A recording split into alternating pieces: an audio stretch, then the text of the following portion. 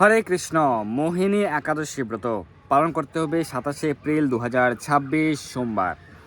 সারা বিশ্বের সকল স্থানে একই দিনে একাদশী ব্রত, মোহিনী একাদশী ব্রত 27 এপ্রিল 2026 সোমবার। সারা পৃথিবীর শতভাগ স্থানে একই দিনে ব্রত। তো এটি হচ্ছে বৈশাখ মাসের শুক্লপক্ষের একাদশী ব্রত। মহাপবিত্র বৈশাখ মাস অত্যন্ত মাহাত্ম্যপূর্ণ। বৈশাখ মাসে প্রাতঃস্থানে অনেক গুরুত্ব রয়েছে। বৈশাখ মাসে তুলসীতে জলদানে অনেক গুরুত্ব রয়েছে। বৈশাখ মাসে পবিত্র তীর্থে পবিত্র নদীতে স্নান করা, গীতা ভাগবত পাঠ করা, দীপদান করা পবিত্র অনেক মাহাত্ম্য রয়েছে। তো এই বৈশাখ মাসের শুক্লপক্ষের একাদশী, মোহিনী একাদশী ব্রত আপনারা সকলে অবশ্যই পালন করবেন 27 এপ্রিল 2026 সোমবার। তো আপনারা সকলে অবশ্যই সঠিকভাবে পালন করুন এই একাদশী ব্রত। এবং এই একাদশী ব্রতের মাহাত্ম্য কথাও যদি কেউ পাঠ করেন বা শ্রবণ করেন তাহলে তার 1000 গাভীদানের পুণ্য ফল লাভ হয়। তো আপনারা এই একাদশী ব্রতের আগের দিন রাত 11টা 11:30টার মধ্যে অন্নপ্রসাদ ও রুটি প্রসাদ গ্রহণ করে দন্ত মার্জন করে নেবেন। একাদশীতে সকল প্রকার অবিশ্বাস বর্জন করবেন।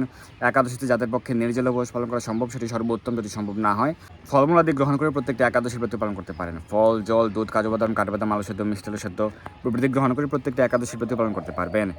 তো একাদশীতে কাউন, সামাদানা, বাজরা, chia seed, quinoa, oats, buckwheat, ছোলা প্রভৃতি বর্জন করবেন। এগুলির অবিশ্বাসের অন্তর্ভুক্ত, তাই গ্রহণ করবেন না। একাদশীতে বেশি বেশি হরিনাম জপ করবেন, ব্রতস্থান করতে পারেন, মঙ্গল আরতি করতে পারেন, ভগবানের সেবা পূজা করতে পারেন, ভগবান চরণ কমল তুলসী পত্র পুষ্প অর্পণ করবেন, তুলসীতে জলদান, তুলসী পরিক্রমা আদি করবেন।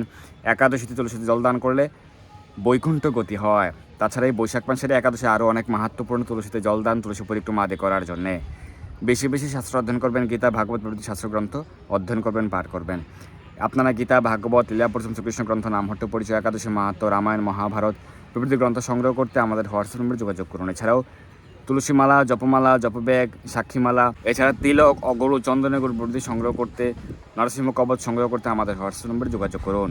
তো আপনারা সঠিকভাবে পালন করুন এই একাদশী ব্রত। একাদশী ব্রতের পরদিন সকালে পালনের নির্দিষ্ট সময়ের মধ্যে অন্ন বা রুটি বা ছাতু বা চিড়া যে কোনো প্রকার অবিশ্বাস গ্রহণ করে ব্রতের পালন করবেন। তো সঠিকভাবে পালন করুন এই মোহিনী একাদশী ব্রত, অত্যন্ত মাহাত্ম্যপূর্ণ। সকলে জয় হোক। ধন্যবাদ সবাইকে। হরে কৃষ্ণ।